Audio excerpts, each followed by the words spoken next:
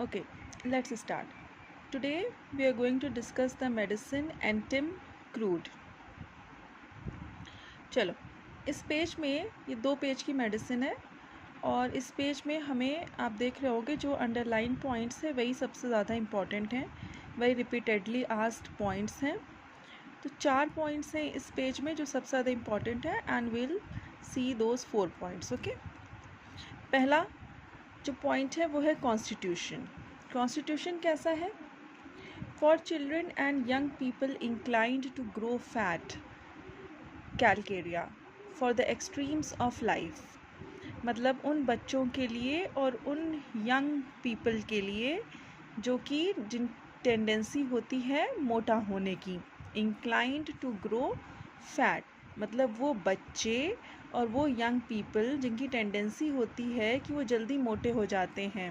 जैसे कहते हैं नहीं, कुछ लोगों को कहा जाता है, कुछ लोग कहते हैं कि मैं कुछ नहीं खाता, ज़्यादा नहीं खाता, उसके बाद भी मोटा हो जाता हूँ, या मैं इतनी एक्सरसाइज करता हूँ उसके बाद भी वेट नहीं लूज़ हो रहा है।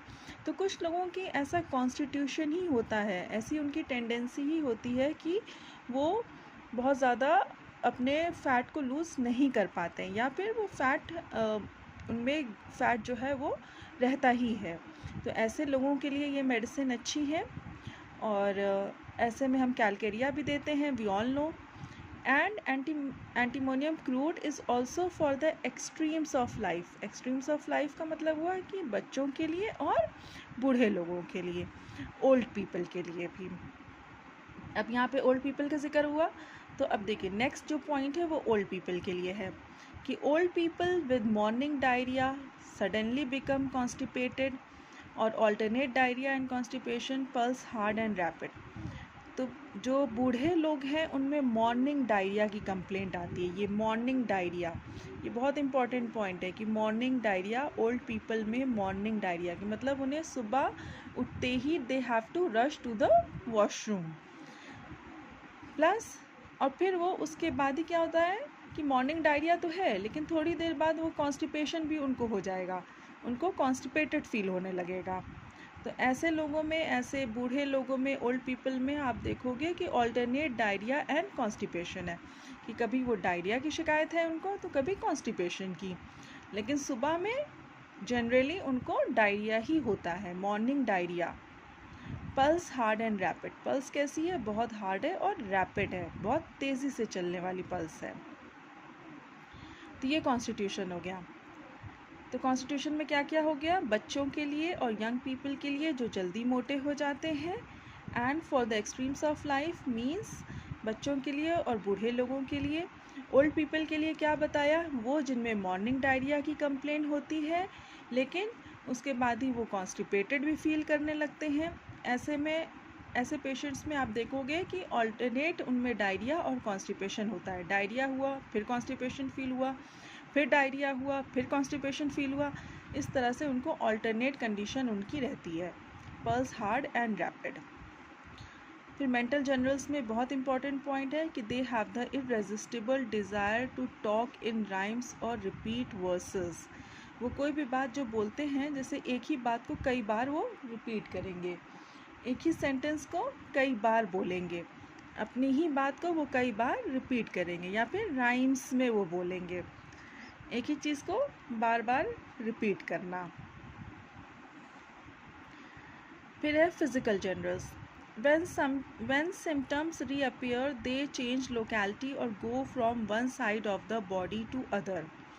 इनमें जब सिम्टम्स रीअपियर होते हैं, कोई भी सिम्टम है जो पहले हुआ फिर उसके बाद अब नहीं हो रहा है, लेकिन फिर वो आपको बता रहे हैं कि हाँ फिर से ये सिम्टम हमें फिर से शो हो रहा है, फिर से हमारे साथ ये प्रॉब्लम हो रही है, लेकिन अब की बार क्या होगा कि जहाँ पे वो सिम्टम पहले जहाँ पे हुआ था अब वहाँ ना हो करके वो अपना लोकेशन चेंज कर देगा या तो अपना साइड चेंज कर देगा। जैसे पहले मान लीजिए उनको राइट साइडेड हेडेक था, नेक्स्ट टाइम वो आपने उनको मेडिसिन दे दी, वो ठीक हो गए, फिर वो आपके पास आएंगे फिर कहेंगे कि हेडेक मेरा नहीं ठीक हो रहा है और अब की बार मुझे लेफ़्ट साइडेड हेडेक हो रहा है। तो पोजीशन चेंज हो गई, लोकेशन चेंज हो गया। तो आप यहाँ से एंटिम क्रूड को सोच सकते हो कि इससे पहले पेशेंट ने क्या कंप्लेंट बताई, राइट साइडेड बताई, फिर उसके वो सिम्टम चले गए, और अब जब वो सिम्टम रीअपियर हुआ है तो अब वो लोकेशन चेंज करके रीअपियर हुआ है, तो हम यहाँ पे एंटीमोनियम क्रूड को यहाँ पे हम सोच सकते हैं। देन नेक्स्ट कम्स, फिर जो इसमें पॉइंट इम्पॉर्टेंट है वो देखिए, फिर हेडेक इसका इम्पॉर्टेंट है। हेडेक किस वजह से होता है? फ्रॉम टेकिंग कोल्ड, अगर ठंडे पानी से नहा लिया, ठंड लग गई, या फिर रिवर बेदिंग, अगर मान लीजिए मतलब बेसिकली बेदिंग से, अगर रिवर बेदिंग है, या फिर फ्रॉम टेकिंग कोल्ड्स, ठंडे पानी से नहाने की वजह से, या अल्कोहलिक ड्रिंक्स ले लिया, या उनका डाइजेशन सही नहीं है, या कोई अल्कोहल ले लिया और फ्रूट्स ले लिए, या फिर इरप्शन उनका सप्रेस्ड हुआ है, तो इस वजह से भी उनको हेडेक हो सकता है। बेसिकली हेडेक का फ्रॉम टेकिंग कोल्ड, ये पॉइंट क्वेश्चन जो है एग्ज़ाम में आया भी हुआ है, ये इम्पॉर्टेंट पॉइंट है कि ठंडे पानी से नहा लेने से या ठंड लग जाने से इनको हेडेक हो जाता है। Then GIT, a thick milky white coating on the tongue, tongue पे आपको एक वाइट कोटिंग सी नज़र आएगी, सफ़ेद सफ़ेद सा एक कोटिंग, आपको मिल्की वाइट कोटिंग टंग पे नज़र आएगी। अगर आप इनका टंग देखोगे तो एक थिक मिल्की वाइट कोटिंग नज़र आएगी। Constant discharge of flatus up and down for years, belching, tasting of इंजेस्टा।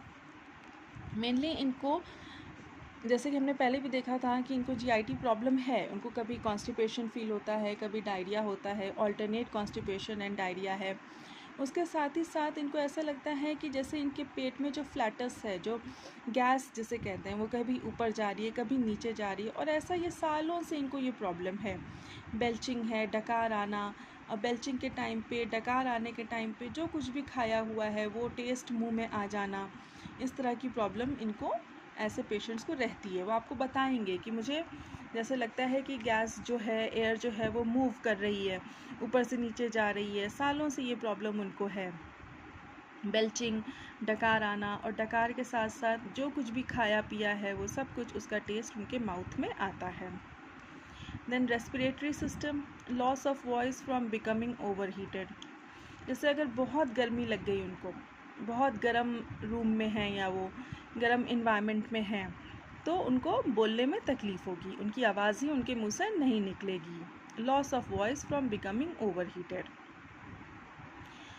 Whooping cough, ये भी एग्रवेट होता है ओवर हीटेड होने से, या धूप में चले गए, इन द सन और इन ए वार्म रूम, गर्म कमरे में, उससे भी इनको वूपिंग कफ होता है। या फिर वूपिंग कफ इनको किस चीज़ से होता है? कोल्ड वॉशिंग, जैसे ठंडे पानी से नहा लिया तो उससे भी इनको वूपिंग कफ होगा। मतलब कि वूपिंग कफ आप समझ सकते हो, कोल्ड वॉशिंग, ठंडे पानी से नहाने से भी वूपिंग कफ है। और वो एग्रवेट कब हो जाएगा? अगर वो गर्मी में चले गए, ठंड में चले गए, गर्मी में चले गए, सन में चले गए, किसी वार्म रूम में चले गए, तो वो और एग्रवेट हो जाएगा। ठीक है, यहाँ पे हमने देखा था ना, इनका हेडेक भी एग्रवेट हुआ था फ्रॉम टेकिंग कोल्ड, उसी तरह से इनका वूपिंग कफ भी जो है वो कोल्ड वॉशिंग से होता है। और अगर उसके बाद वो ओवर हीटेड हो गए, अगर वो सन में चले गए, बाहर चले गए, धूप में चले गए, गर्मी में चले गए, तो वो और ज़्यादा एग्रवेट हो जाएगा। और ओवर हीटेड होने से एक और चीज़ क्या होगी उनको, कि लॉस ऑफ वॉइस हो जाएगी। एक्सट्रीमिटीज़ में देखिए, large horny corns on the soles of feet, मतलब पैरों में जैसे कहते हैं ना, एड़ियाँ फटना जिसे कहते हैं, तो उसमें क्या होता है कि लंबे लंबे कांटे जैसे पैरों में निकल आते हैं ना, कॉर्न्स जिनको कहते हैं, तो उसकी भी ये बहुत अच्छी मेडिसिन है। रैननक्यूलस को तो हम सोचते ही हैं, उसके साथ साथ हम एंटीमोनियम क्रूड को भी सोच सकते हैं। एग्रवेशन किससे है? From eating and cold baths, ये पॉइंट बहुत इंपॉर्टेंट है कि इनका एग्रवेशन कोल्ड बाथ से है। तो हमने ये ऊपर भी देखा कि हेडेक भी कोल्ड बाथ से था, इनका वूपिंग कफ भी कोल्ड बाथ से था, तो ये बहुत इंपॉर्टेंट पॉइंट है इसका। और इसका एक पॉइंट है कि इसका जो कॉम्प्लीमेंट्री है वो स्क्विला है। सो ये पॉइंट्स थे जो कि बहुत इंपॉर्टेंट थे इस मेडिसिन के। And in next video will discuss antimonium tart. Okay, thank you.